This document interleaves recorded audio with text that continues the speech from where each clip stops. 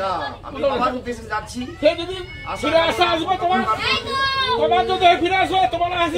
আমাকে দিদি আমি আসবো যতক্ষণ দর্শন পাই, আমি তো আসছি না, এটাই তুমি কাজ চলো। আমি যা দর্শনে বাড়ি যাচ্ছি, তিনার সঙ্গে দর্শন হলে আমি বাড়ি, এই তো আমার কথা। আমি ছোটবেলা থেকে তাকে সেবা করে আসছি। আমি একজনকেই বড়নাথকে তিনি আমাকে নিয়ে যাবে। কেন নেই আনন্দ ছেড়ে দাও লাগে, আমি যে আমার সৎ কাজে যাচ্ছে, ও সৎ কাজে যাক, ও তোমার সৎ কাজে যায়নি, কেন কাঁদবো? তোমার থেকে তো ফিরে আসবো। হ্যাঁ, সবাই ছোট বড় সবাই আমাকে আশীর্বাদ করতে যাবে, কার্য তুমি যাবে। আমি সুস্থ বাড়ি ভক্ত জোরে ভগবান যাবে কামনা করছি সবার কাছে। সবাই আমাকে আশীর্বাদ করো এবং আমার রাস্তাঘাটে যা বিঘ্ন বিপদ আমার ভোলানাথ সঙ্গে আছে। সহযোগিতা ভক্তদের কাছে আমার প্রার্থনা এই যে আমার দেব মহাদেব আমাকে সঙ্গে নিয়ে যাচ্ছে, কিন্তু সহযোগিতা ভক্তদের এই যে আমি পথে ঘাটে যে কোনো প্রসাদের ব্যবস্থা বা থাকার ব্যবস্থা বাবার উদ্দেশ্যে যাচ্ছে। বাবা আমার সঙ্গে আছে, থাকবার জন্য আমি থাকবো কোথায়? মানুষ সবাই ভক্তের কাছে আমার একটু আশ্রয় চাইছি, অন্য আর কিছু নয়।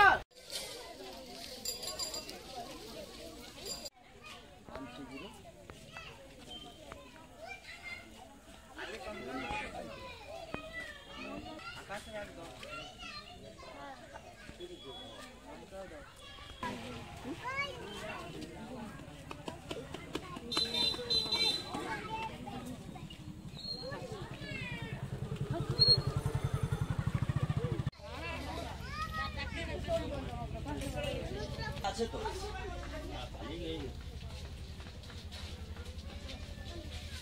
ওই দানা দিয়ে কিছু রে কারেন্ট গুলো কাজ করে দিই সম্বল গুলো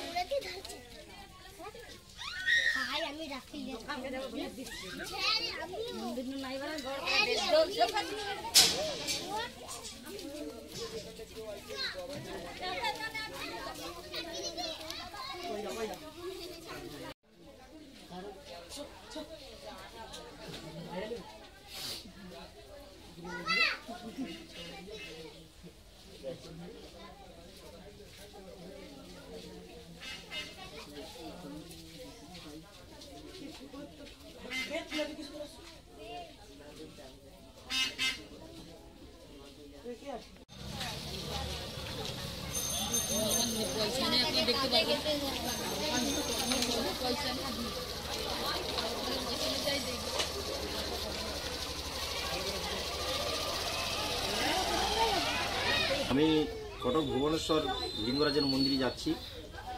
বাবার কাছে আমি দণ্ডি কাটতে কাটতে এই রাস্তায় আমি বেরিয়ে যাচ্ছি।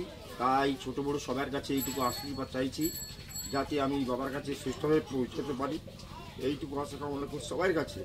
এবং রাস্তায় বিপদ হলে যারা থাকছে যেন আমাকে সহযোগিতা করে বা আমাকে একটু রাখবার জন্য সুযোগ করে দিতে পারে, এইটুকু আশা কামনা করছি আমি।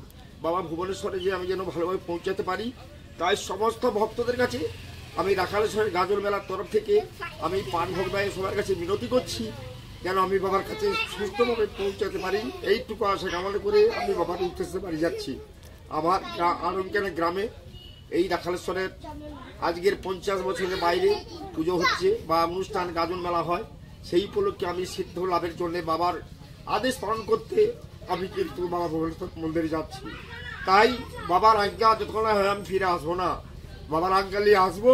তাই সমস্ত ভক্তদের কাছে আমার দুহাত জোর করে অনুরোধ করছি, সবাই আমাকে সমর্থন করবেন, আশীর্বাদ করবেন।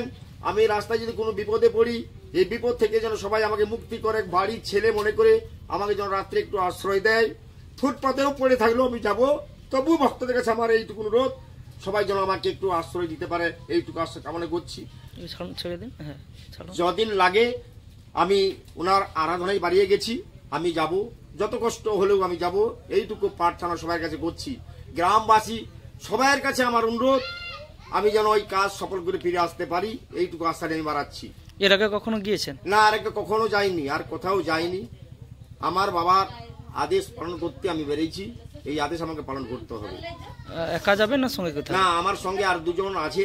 আমার সঙ্গে মাননীয় সম্মানী প্রদীপ ফুটিয়া মহাশয় এবং আমার সঙ্গে আরেকজন রয়েছেন আমাদের সনাতন মণ্ডল, ওনার বাড়ি আড়ংকেন্না, আর প্রদীপ বাবুর বাড়ি গড়ামাহাল। এরা আমাকে সহযোগিতা করে নিয়ে যাচ্ছে, আমাদের সঙ্গে থাকছে। আর যতক্ষণ না আসি বাড়ি, ওরা আমার দুজন আমার পাশে থাকছে। কোথা দিয়ে যাবেন, কিভাবে যাবেন? আমরা যাচ্ছি বর্তমান চাপগার বাজার থেকে কাঁটাখালি হয়ে একদিন ওই টোটালার ভিতর দিয়ে আমরা সোজাবাদ যাচ্ছি, একরা যাবো। কিসে করে যাবেন? আমরা কিছু নয়, আমি দণ্ডি ভাঙতে যাবো, দণ্ডি কাটতে কাটতে যাবো। আর ওনারা হাঁটতে আমার সঙ্গে থাকছে, ওরা যাবে আমার সঙ্গে সঙ্গী হয়ে। আপনার নাম? আমার নাম সুশীল দাস, বাড়ি আড়ংকেনা, পোড়ারঘাট, ময়না থানা, আর মেদিনীপুর জেলা। ঠিক। কাকা মূলত ওই লিঙ্গেশ্বর মন্দিরে তাদের মানত ছিল, মানে কাকার মানত ছিল। তো উনি সেই উদ্দেশ্যে ওখানে দণ্ডি কাটতে যাবে বলাতে আমাকে বলছে যে তুই একটু সঙ্গে চ, আমাকে লোকেশান ধরে নিয়ে যাবি। তো সেই জন্য আমিও রাজি হয়েছি যে ঠিক আছে চলো।